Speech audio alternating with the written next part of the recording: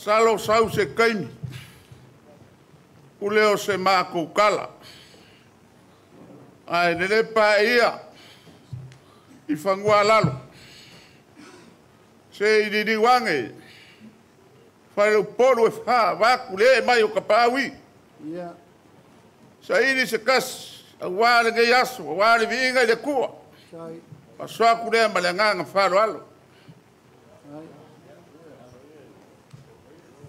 Kia. O le ngofu ai e kako i kumalo. O se i kumalo e wharo whangi. E leo se i kumalo e whikaukawa. Ia i leo mga ko fiu. O kako o e kuri ala wa apu o kako kai au. Feo iai lau whaukanga, lau kalainga le vainga lepa. Mai a lau whakua kuanga. Wāne ngai kai au le, mai le feo ngai li parimia. Mai se foi o kuranga kofi o vainga whaupu whai. Mai le anganga e kumu le wharoalo. Fiu. Wakua le o le feo ngai parimia. Pape foi le kulanga wharupeinga o le vainga whaupu whai. O le foi ngau whalongolongo aku o whakurima mai le fionga le paremia kau sanurianga. Si la fia le fionga le paremia kau lo sanurianga o sanurianga i lau. Au fiua ia. Ia o langa ua kongi ai huli lau launga. Ia, pea ngau soso aku fiu.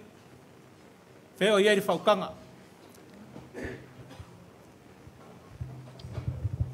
Kia. Ia ngo mua i whai aku o kako ngo whai e le whikaukawa. Pau leo se whare uponu le kumarore ngei e whiaru whangi o ngangaka. O lea ua e whikalai o e ke la unga o au ke ai u. Kia. Mo lou si la fia. O le ai uli e mua i rumai aver kama e la unga. Pe aver kama e whasiwa. Me la lea, a mai a lau whaku kuanga se o ai uli ai. Ngai kaya ia mo oso ko ia o mero ia malai fa kai eu o iri fi le me o le se fa kau ia kai ai au kilo i kumua la nga ula unga o ke la unga fa kumua awa fai kau ile awa kua usa kua le wa kua tai ma kilo ai kia o longa fai va le la unga o le kuia kua whangofangofo foi. O le whaivare a kia. O vai o ko o ngofofia. Ia. E, le nga whapea lea fiu.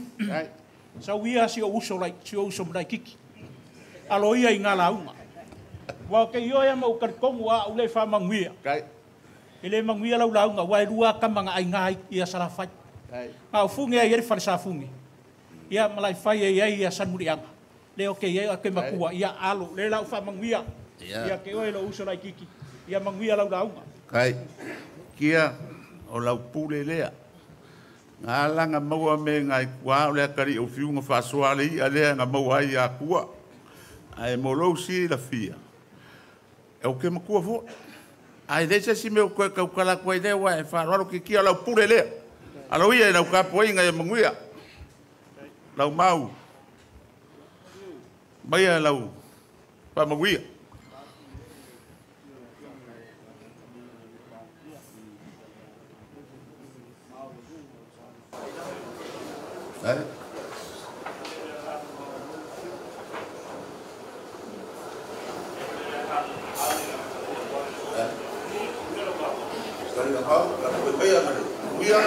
Hau si, lea wa seu whangua sao ki kia malau mau.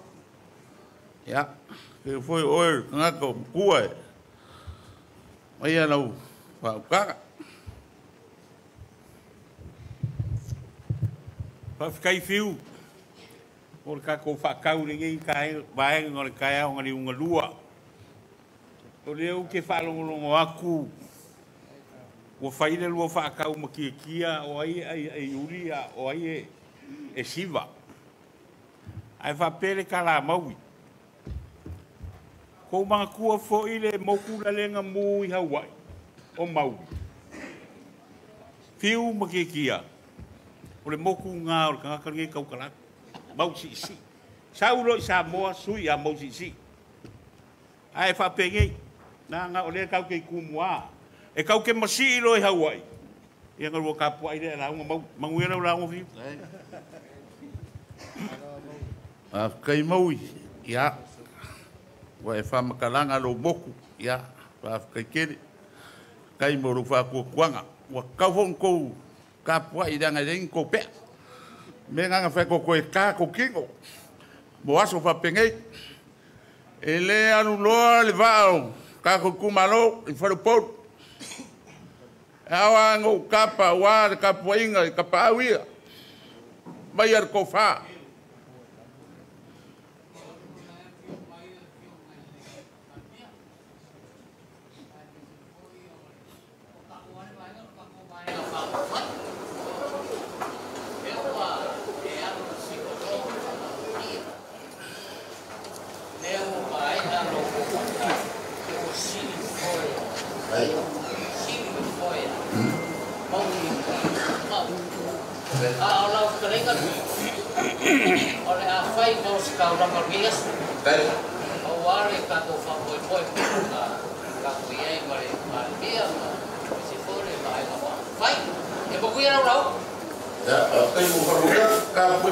Kuia de umi.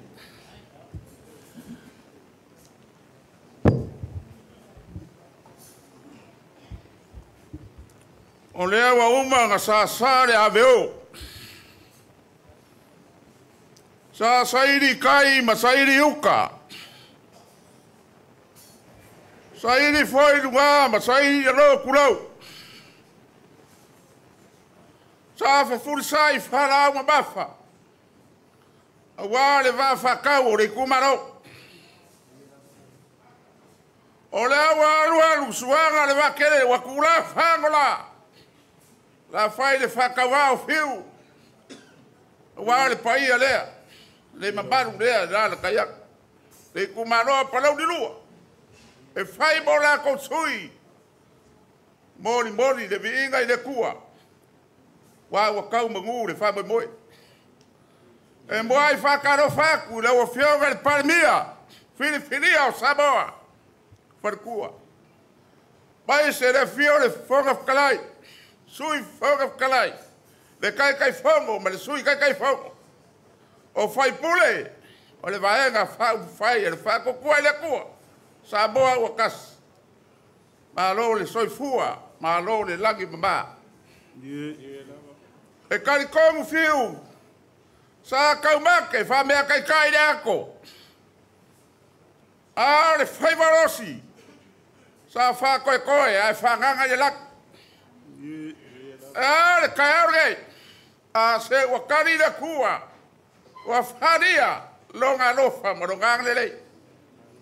Wa le ngaka o kako, sila whai le manguia. I kua le pēa ma vai kagu. A o kako, sila whai fia. Ma le whionga le ni Palmia maise le whonga whakarai. Kuranga kofi, ma le vaenga whai le vinga le kua. Ka mangaku leo whiu. Wa aru aso. Le awa kau le askonga. O vivi le kua. E alai. Ma si mai o kumaro kai kas. E mai se foi o malae whai kau iai Samoa. Mai ale me oso i lea se ia paia. Le ala kau. Le mea nganga i whai. A le wao kasi mai ngei le malai. Le maoko whio ai lo whionga le Palmia whiriwhiria. Ai a, kuranga kofi ma le whaenga whau whai. Pa whakai le kua. Ua whiri mai kai. Ua whiri mai ai le akungu. Kai e kai ia le akungu. Au wā, le manguia au numa. O le so awange via kakou. A foi le vinga i le kua. Me sini wanga whaia. Kako ori ma fia ai. Ka iai le mangako fiu. E sura le vinga le kua. E le kai kusa ma longang le le. La whaia ngā waunga. O lo lako fora. Le kala le lei. Ngai ola ma kupu. Wagi nganga se kele awaia ma longa mano. O upu foi kai au. Ne koe kau whai roinga. Wa ngofo fale ya sa ku yama. Le ko e fala kele se la unga fiu kayao. Ngai pule baleaso ngai kubwa. E wa lolo ai kayao kala le lei. Ai wa lofa le ga yaso wa kalikongu wa luluki le kai. Wa nga ba yaso fo. La wa fianga le pa le bia ba le vaenga fa fai. Le anga kala fiu kulau. Wa le nga ka ko fera nga bobu. Ai wa fa penga sa la fai. E koyo vai fiu, e mo bori vai na sui. Ai sa, la lango le vai nga fa fai. A wa mo aka ya. O le so, o ka ko sila fai no bangu. Ai wa le ku ala ngu. Ai lo le maga kula. Ka ko fai me fa solo. Kala fa pu foi kala ngai va nga le aso. Wa le ku ai fai va. La se ka mo fai ak. Le sunga le di fai pule.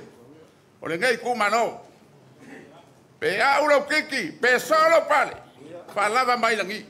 Alo mai alo fionga le palmi. O le faka mari le la fionga. Ai. E la fofo waku, sui.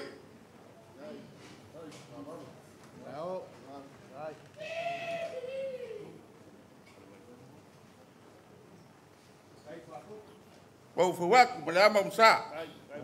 Ai lava, ai Palauli. Dai. Palauli.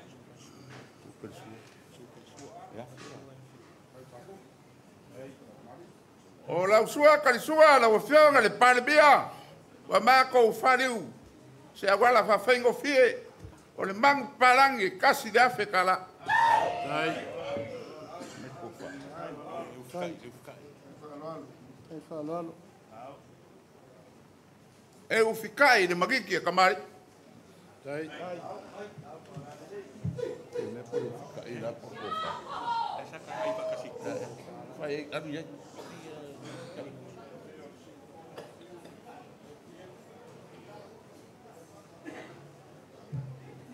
Wa, pode ser.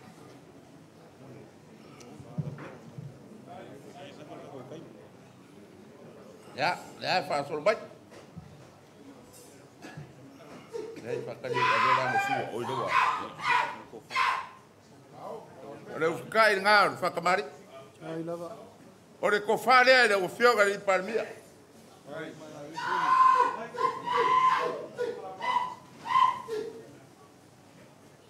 Ai, sao Palauli. Ai. Ai le. Aku Ole, passe sedeo no fioga di palmia. Sili. Pasanga mai. E Afrika la. Ai. Pode dar. Dai Palauli. Kai fa kupu mar fa kamari. E ala wa fioga le. Sui kai fo. Fioga ko rupe. Aro bai. La ko fa le la fo wa. ai, ai le. Palauli. Itumalo. Sao Palauli.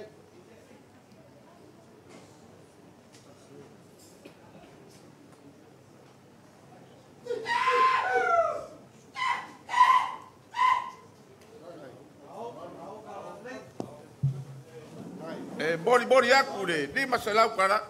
Dai. Na wa fionga le. Sui kai fongo, na wa fionga mulpola. E ala bai. Sui kai fongo. Na ko fa le la, ko wa. Dai. Dai Palauli. Ai kadum. Ai peneng ol. Duk ka wai. Ang didai. E fiu le. E mo mori akure, ke ko se di masala. Kai. Kalai. E ala wa fionga le fonga kalai. Au pau, ala bai. Dai Palauli. O le ko fa le ai dau. O ngal fo kalai. Kai. Ai kene Palauli.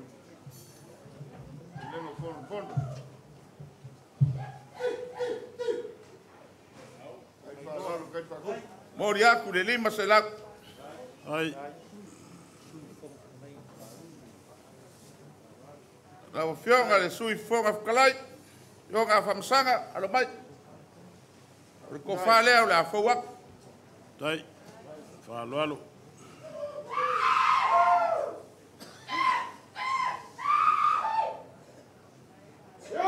Mori aku le ke kus.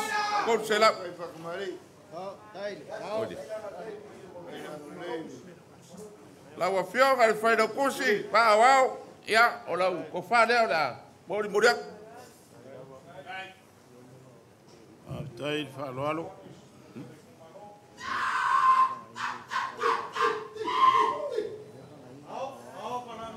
Mori aku le. Kon se lau kara.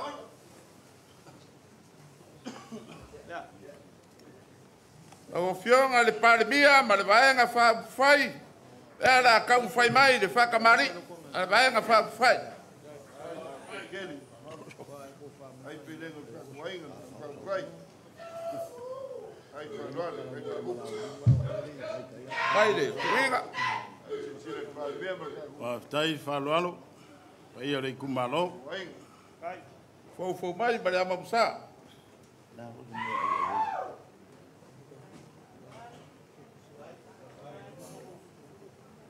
Ada suka suai.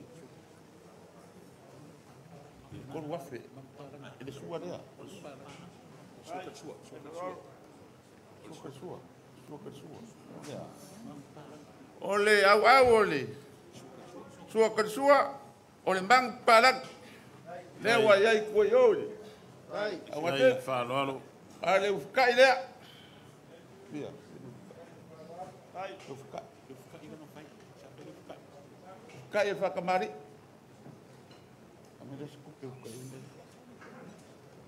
Ia, wā, whawhaingo fia lea vaenga. Re ufkai ngai. Rua sarau kala. Tai. Ko wha.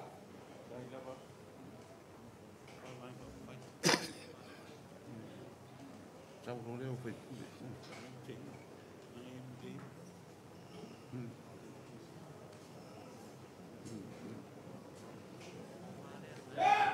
Ore ko whalea vaenga whawhai. Whakokua le kua. Kai wale lea. Kai. Ia, lau sunga le. Pai pule. E ri mukua ia ale venga. Ia, alo mai. O lau ko whalea la kau whai mai. Tai. Tai. Whaloalo. Tai lava.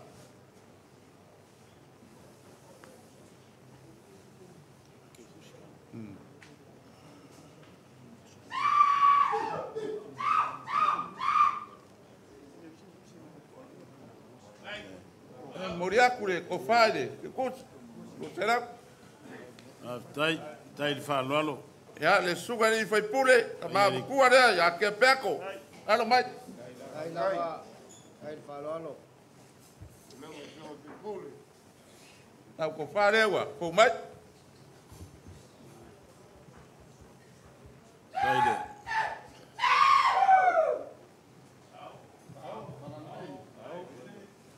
E mo mori aku le. Ke kusi. Rua serau. Tai. Ia. Mai lau sunga le kia kongo ko inga. Sunga le whai pule. Pio ka se wamur. Lau ko whalea. Tai. Whaloalo.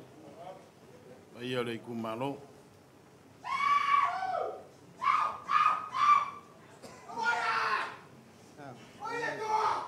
Samoa. Lea foi le. Ke kusi. Rua serau. Tai. Whaloalo. Tai keu whakupu. Mare keu whakamani. Ia, ole, mai kai whai pule ki ngā, ia sebe, ia, ole ko whare wa fau wai. Kai. Kai. Kikule. A pega wa iai maru pases. Kai. Sunga le whai pule ia ngā seaka, ole ko whare, lo peonga li whai pule. Tai.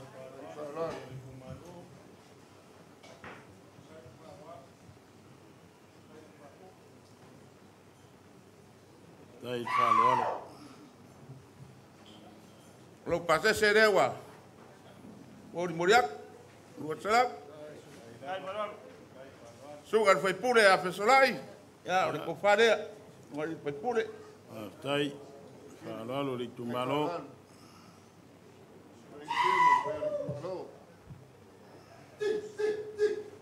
Mori aku i lo pases. Tai. Nanga lei. Ia la wa fionga fui maongo le ngafa kasi ya Samoa. Ya, rabaya. Tai. Ewa, Whāloalo. umai la kofa.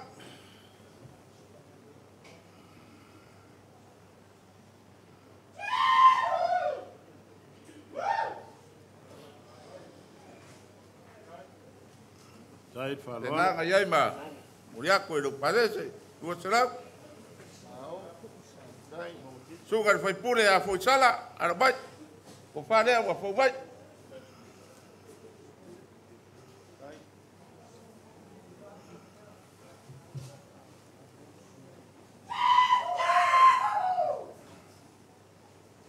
Te ngā fo yo ngā, mori aku i ke kusi. Tai. Sunga fai pule a masingarupe. Ko fare. Tai. Whāloalo. Whāloalo. Tai. Nanga lei. Ia le Itumalo. Ai maru pases. Sunga fai pule, sunga fai pule ya amikoga. Ko fare.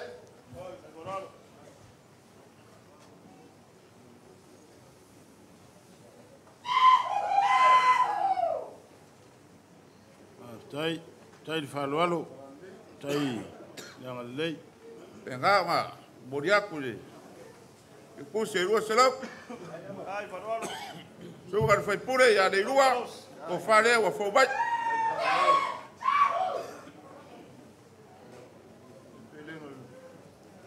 Te ngā fo ngā iai maru.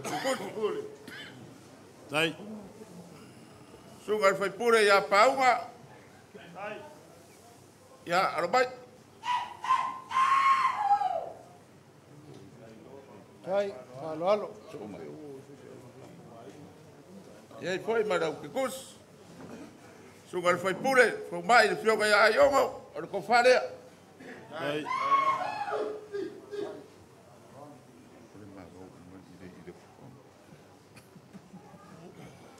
Te ngā fo ngā iai mare. Ke kuse more koe. Sunga fai pule ya kira fongo. Ora ko fare. Tai.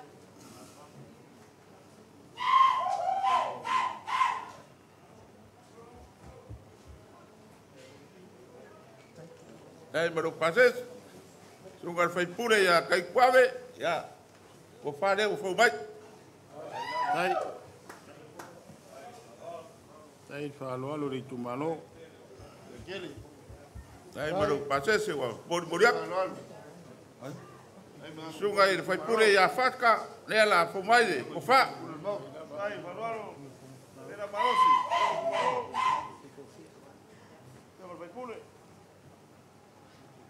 A foi ngā moriaku le. Sese walaku mare. Oba. Tai. Sunga le fai pule ya hui inga. Alo mai. Whare no whionga le fai pule. Tai. Whāloalo. E ngā moriaku maru paset. Sunga le fai pule ya le akikanga. Ko whare wa fau mai.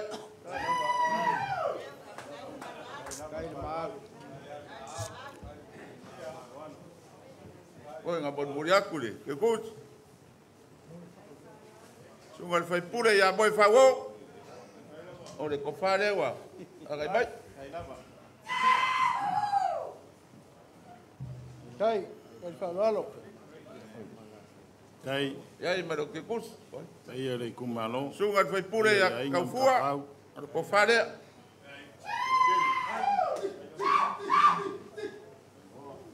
E ngā whoi ngā moriaku le ke kus. Tai. Sunga le fai pule ya sala Paulo. E wa fau mai. Ko wha. Tai lava. Tai. Tai nanga lei. Iai maro pasese wa moriaku. Sunga le fai pule ya la vea. Ya, ano mai. Tai.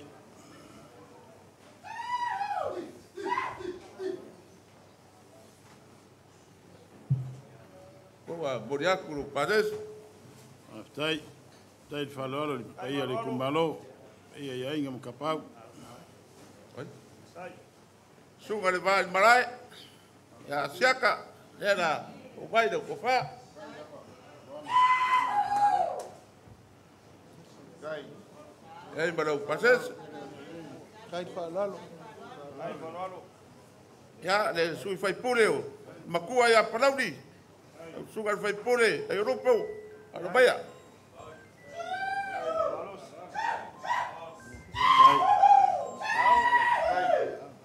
Tai whaloalo. O kofa leo moriaku. Wakasi marau pases.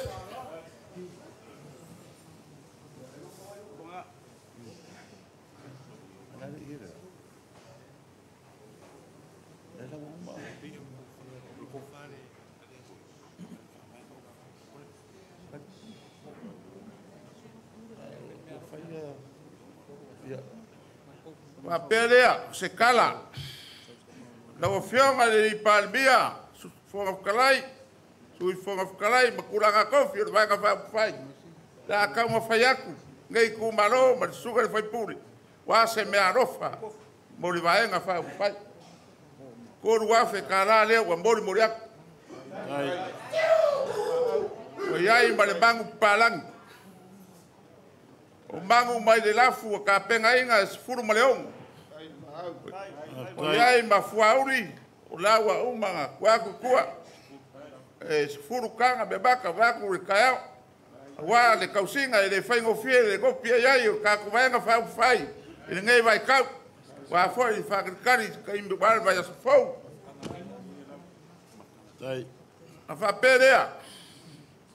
Nau tunga le farekua o le lauri le malikoa. Ele fanga loinga o le farekua ma le mafukanga kinga. Ko fala. O le afe kala le a wa le mafukanga kinga. O le farekua. Tai whaloalo. Kai whaloalo. Ia le kumalo. Ele mafai o ngā kua mawhangalo inga le kumaloa Palauli lua. Makura fionga li parimia. Le fionga ya leoka. Le sako mafuka. Tai. Ia, e foi umlewa. Ia ngei vaenga o kausanga. Ia, e whapenga ngā. I uri whiringa foi le kungo. Peonga iai. Ia, e le whaamwhai o mako whangalo inga. O le o ka penga mai le kofa wa le fionga ya le okala. Tai. Tai whaloalo. Wa ka penga malanga ke kusi e rima se lau kala. O le foi sa ko si le fia. Sa iaia. Fiu e penga kula mai le kofi o ngai kumalo. Sa pavalua ma le sunga swafa ya farokan yoga. Ya pekai. Ya o iai le filifiringa e pe o ngai. Le wa kula iai fiu. Ai le mawhai o ngawhanga roinga. Le a fionga swafa ya faola. O le sa whapenga foi. O ngai le filifiringa le kumaro. O le kofa lea i lau fionga swafa. Farokan.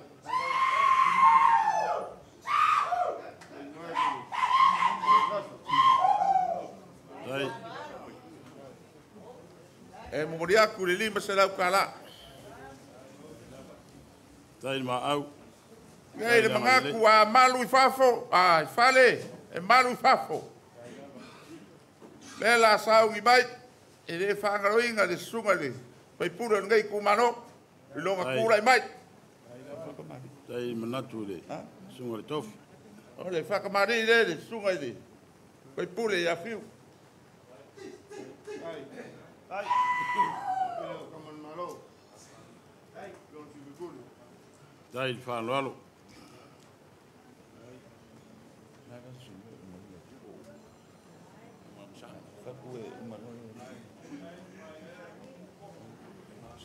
Se ama msa lewa, fu mai. Tai. O le au au.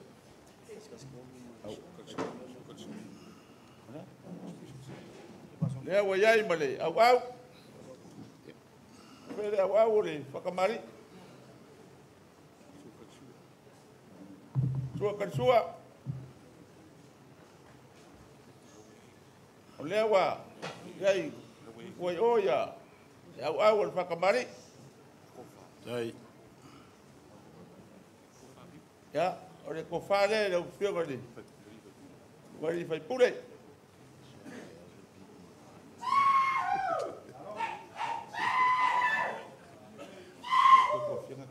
Tai.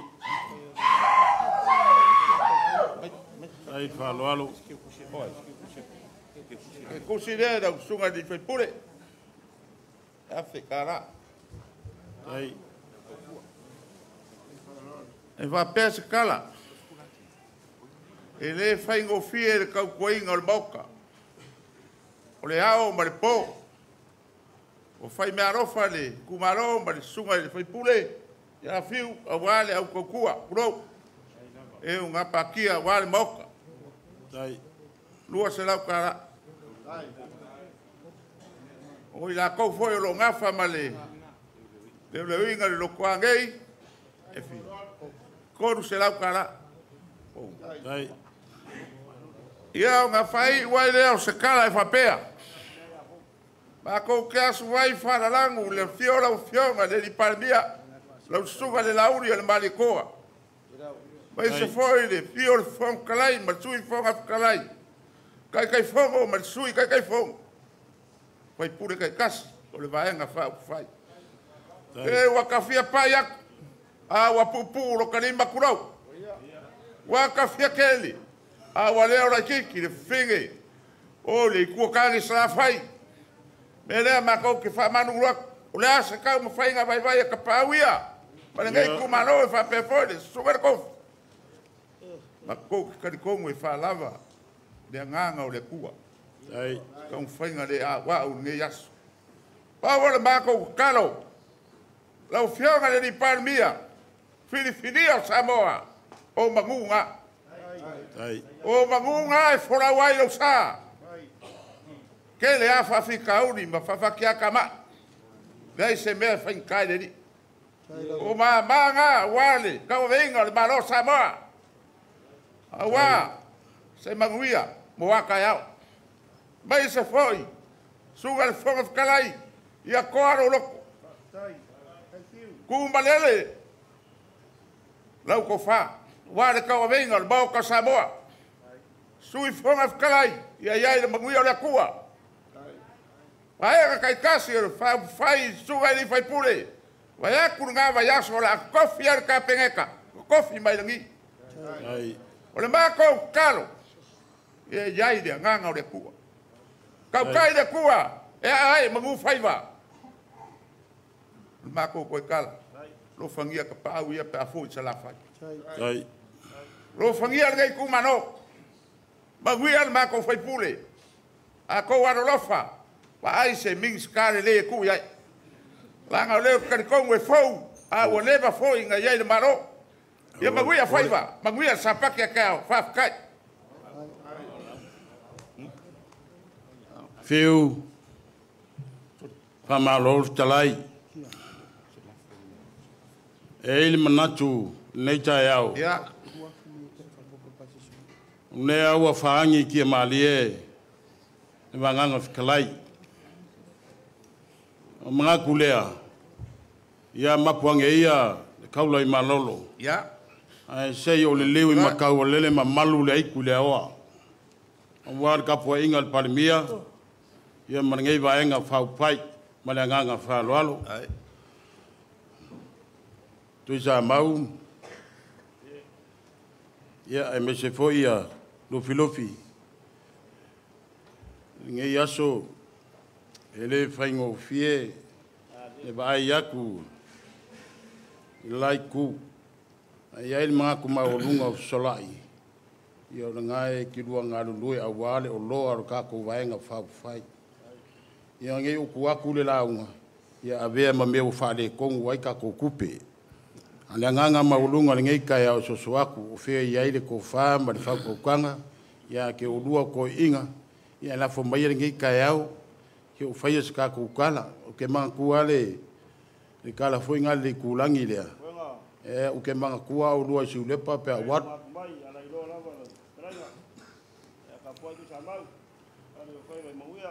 Tai.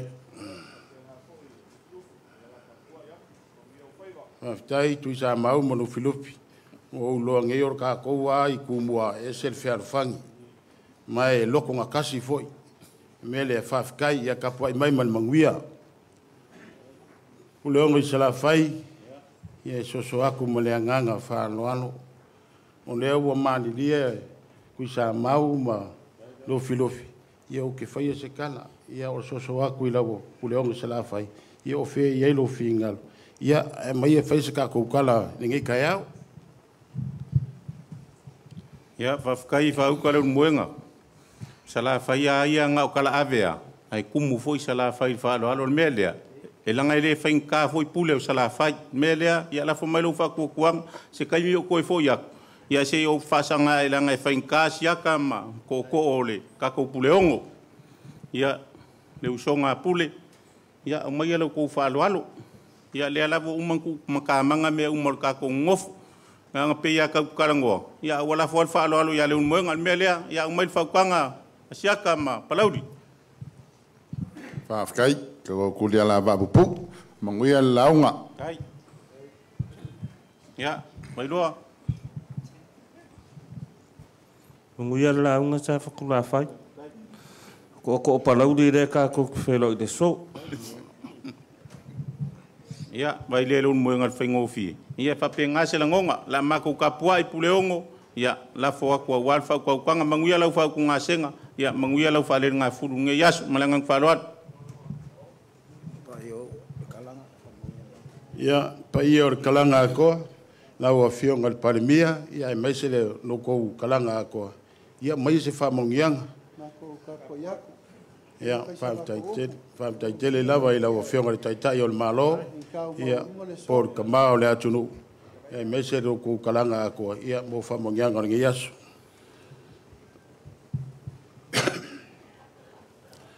feu leo wa umana e talai fa lo alo le tai au nei ai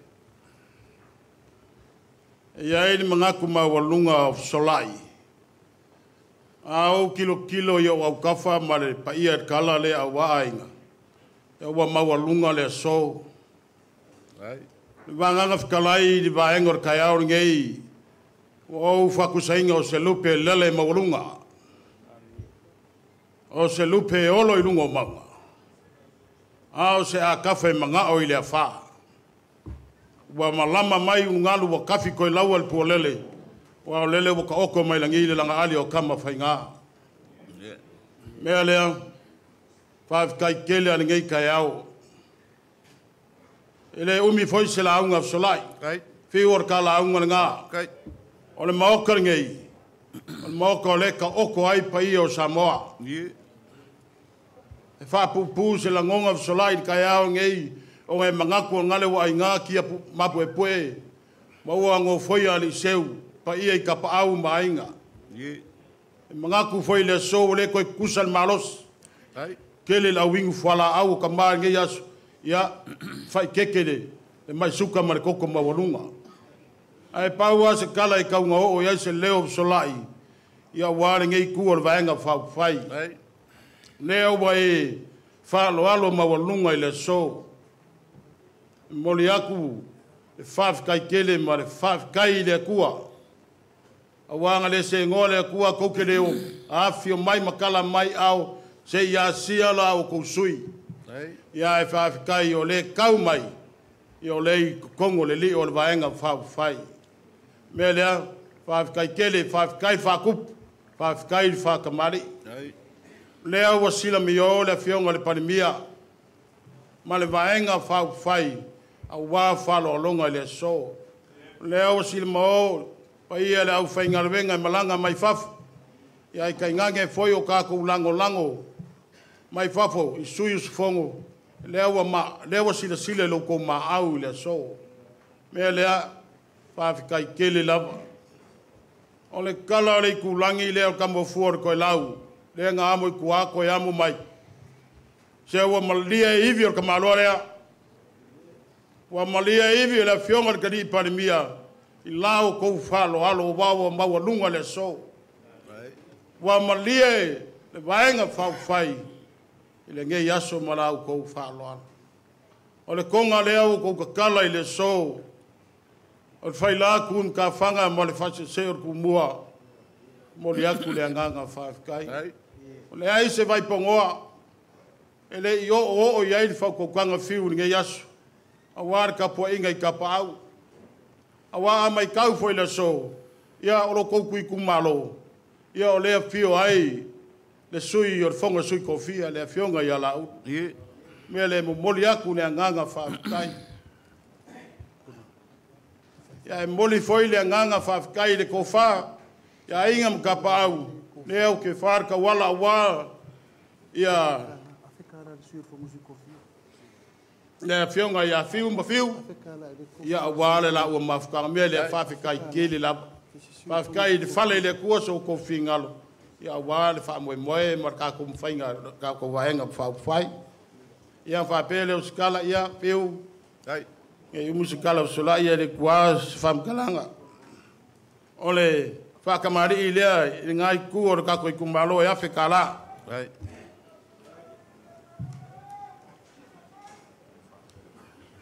Ole ko whanea I pa ia ia inga mkapau mar mamalo le kumalo e awhi kala.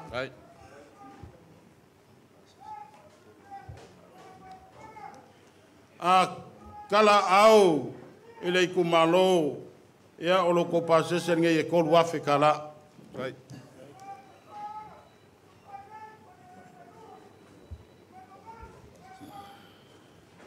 Ia o leo o le mea lofa nge I le awhionga le rei parimia ma le masiofo. Ia wā le mamalu loko kumalo. E whapopo loko pasese e lua afe kala.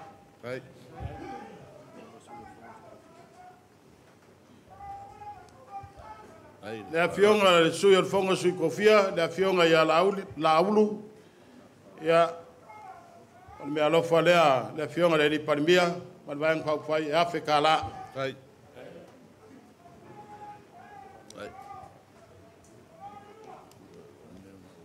Ia, le whangalo inga le mako uso whaipule. Ia, Bonifasio. Ia, lima se lau ka la lea. Dai. Penga le vaenga whauwhai. Whalotane, Iona. Ele ngalo kako mafukanga. Ma kakalo aku. Le ia kala au kako mafuka pea. Ia whauwau ai kako ngarvenga. Me alofa leo ka penga le riparimia, ma le vaenga whauwhai. Lima se lau ka la. Feu. Lenga e vanganga nge yaso mo moli ko fa war pa ia inga mal malu mawalunga ri falu polunga ia lo la fole di mo sela kala yo fa pele o se mako kala ia mamale langa war pa ia inga mkapau ia mawala fo ko kanga fiu mal malu falu polunga onge solo fue penga o circo ko aia kuma lele lau whakau kanga war kau singo ka pau, mainga, ia mese o kako ngu, mo kako I kumalo, ia liu mani ngai ku, ia anga leile tua. Mauar ko whae le whionga le rei parimia, le kamau le o le atunu, le whionga le lauli ale mani toa, ia anga le leile tua lon soifua, ia aia maua lon malosi o le tino, ia e tautua ai lo tātou atunu. Ia anga le foi le tua le pai o lo tātou ainga, ia malanganga falo alo al time nei ia la atu le bengoa ila fionga le di parimia malanganga falo alo ia e momoli le nganga whawhikai le kua I ngi kai au o ngau maua le lau ka ua le pa iai o kako wainga ma le kumalo o kako koe lau rua whesirwhai le mauka o Samoa le pa iae sa ma fai ngā o kako kumalo Palauli ia ngā le nganga la por whawhikai le kai au ma le aso o kou sa foi ma fai ngā wa le pa ia o ainga e whama pa leo poru e wha ia o pa ia lava e ku mau kausi whakele a wala rua whikarainga ki kia ma whiu Wa fale upolu e kausia o kako i kumalo. Le nganga whaafikai le kua lei o lea ua kingi kauawa kako upu makala na whai. O kauru, le whinga ngalo Samoa mara kako whaafikinga o aleanga. E lei ko kere o kaumua alo lava e ala i lau kau kanga nga mamori mai kako wainga. Salo au ngai o au ke sa mako kakalo i le kua. Nga ia kau lau o kako whaamoi moe. Ia, ai sa iai lava le kulanga o le. Le masar salo lang o ko fa kausiai ai nga ia. O ko fa kausiai ai nga fia o Samoa. O wa Palauli mo lo mai ku. Fa fikai le kua. Ia wa kau lau o fa mo moe. Pe lava sa anga ia il fa nga firinga il pai o ai nga sampo nga. Ia le oka ma. Paola. Ia le lava wa kapu va kasi wa fiu e fai mo la ku sui. O le mea siri lea ma le whaafikai le kua. Wai pei lava ngā mako kau le mau, ngā mako apa aku. Hiu markako i kumalo, o whaiva o aie malo, whaiva o aie whalolo. Le ala leo le mako ngā kupea e ui o lea. Ia, wa koa kingor kama ngā moe leanga. Le lava o kau sao ngoa, mo kou whekalai, kai au male aso. I rei e mongia kako upu makala ngā whai. Ia le so mo le fa mo ia le o fe kala ia ku le moenga. E le ko fa ngo fie nge yaso. Ia o lo ko wa fie mai fa mo lo mai mi kala mai au la ko fa lo ma volunga. E le o le sira sa mo. O le foi kapo ia ka fa fie o le langi penga ka fa langi. O le foi mo di mau pa ia sa mo nga malanga mai fafo. O ka ko ainga Paulo mangafa ngo mai langor ka ko fa mo moe. Ya le fo masi mal far sinka wa ao fam fa lo por far ka ko kumalo ma ko manga ku le ka ko wa vele yuka ya la fo mai la io la ko fa ko kwanga a fe kai ko fa mal fa ko kanga o lewa ka u la u fa mo moi la ngo ngei fo me por kik e u mange la bo val fo ngava ai fa kai le ku o kauru fa mo moi o leoka ya mafaola mafiu o le wa fa kasi ro la ko fi ngalo ya fa ia se o si kaulanga ya ka ko wa bela ia yuka ma ele ma fa ia fo nga ku e fa nga malava ila ko o en ka mo fa ia ka ko fa mo moi pe ngo fa ia ku ya eli ma ka fo ka ko wa inga wa pa ia la insan ko nga pe nga ya leoka e fa pe nga fo i fa ola ma ka mo fa nga fo ia fa mo moi ya aku kasi fai vo piri ya wa fiu mal fa mo moe u pu fai o malo o malava nga be ma ko kualalo walava ia kaimio fe ma ke inga fe furi kuainga o mai la ia fusi fa o malo ya le so ya alo mai la ko ka po inga ka ko ku malo e ka ko ke fisila fa i pea au ngole aso mal fa mo moe mal ka ko masi ia ko ka avele ku ya ka ko ako fe vai ya o le kako fale fau fakasi ma o kako va e alo fakasi o ngale pinge leo nga manguia Samoa a le so ma le fa fio mai ma kala mai au ia ua mau lunga lau ko fa alo a pe lea la se fai fua o maua ia maria fe ngua lo ko finga ngalo la vo se me o kam fai e kwel kako va nga fai ia o nge ia wa ma fa mo kako ki kangi ai lima wa aso fa pe ngai mar kako fisir fa inga ya manguia lo ko malanga pa ia ka ko kumalo alo yo ko fai va ka pai mo ko fai va kalo dai se si me ka ko ke mawai le malo siri o le o mai nga fa kulanga ka ko fai nga malo yo nga va nga momua le fio aku le fio nga le fonga fikala ya o pau ya o le fenga nga lava ku mo mo pole le foi sa sori mo vai wal pa ia le ko o le fare sale leanga wa vol pai ai malai faku mo ko finga i fui fak wa sa foku la fai ya vi ele ku o le wa kusi ao ye ka ku va fa fai inga ia se e fo ka wa ver mo fol par meg o le fo o ma ko fir le fionga ya fa msanga ya a kongo se kala fa soro pico fo le ko sol fa mo fa sui fo mo fe kala ki nga e aulo la ko inga ilau Nga ia manguia e fo i fa fo ingo le moko Samoa. Ia wa lau le fa mo moe. Ia fio aku le fionga sui kai mo le fionga sui kai fongo. Ia ola o uma ia le lango i la kwa mfainga. Lango fa kasi uma ia i mal fa mo moe o sui ko su kasi o kako ainga. Ia mo mangaku la lango malu ma se madia kako va. Ia kako o pe i fa manguianga ma me o mang sa ngo ia i sunga ko inga.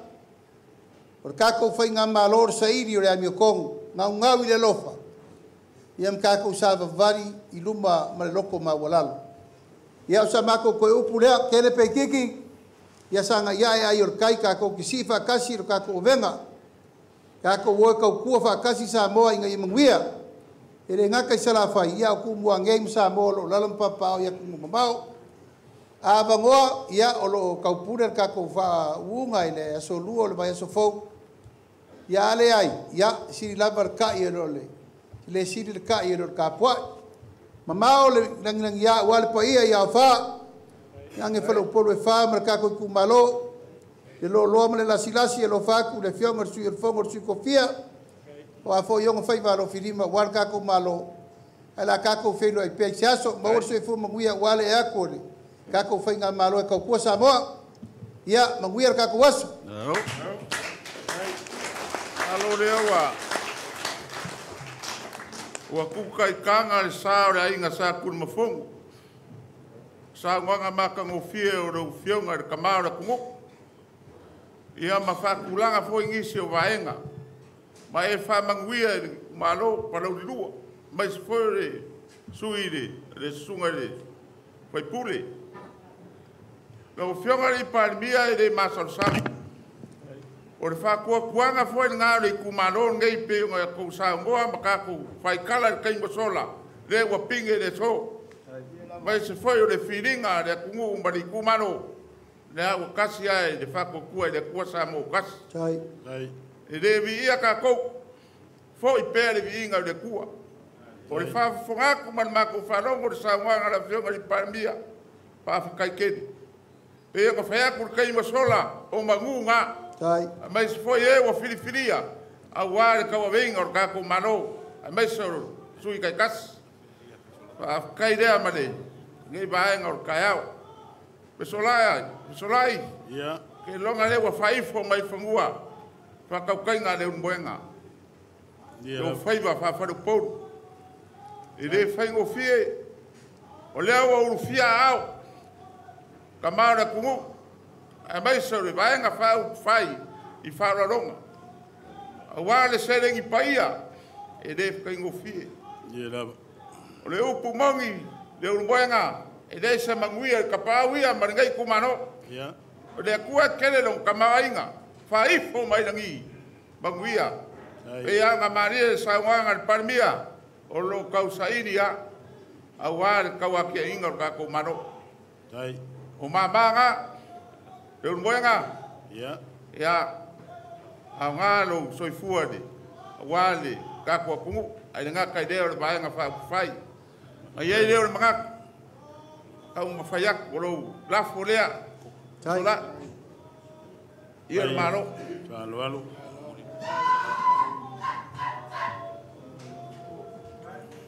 E momori aku.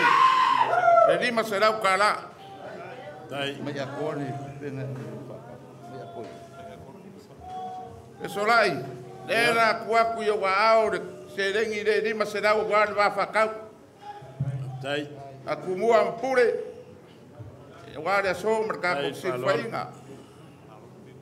Wa umanga e whamakafi kako kaiao.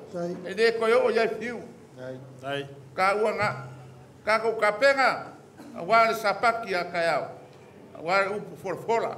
Ia soifua mawia la ufionga ni palmia. Mani machof. Ma se foi de fongo kalai. E kai fongo mani sui. Sui a fai pure. Ia, mako foi ma fifie sa la fai manguia kako kaiao. Alo. Talai pa alo. Fiu. Le vai ngole aso. Le awe toi fa alo mai mele fa tai tele a. Fa tai monatu mai, fa tai foi de fa alo. Ia wale fionga le parimbia. E me se foi tato vai fa fai. Como ficanga. Ia, ole A kala au I moka ia o ko ka mofukanga ngawa mori aku le manga. Ai. Fa kai kele amrongi yasu da fa penga un fai. Ai. Ko ave le yuka ma le nganga fa lo fa tai. Ya, na fa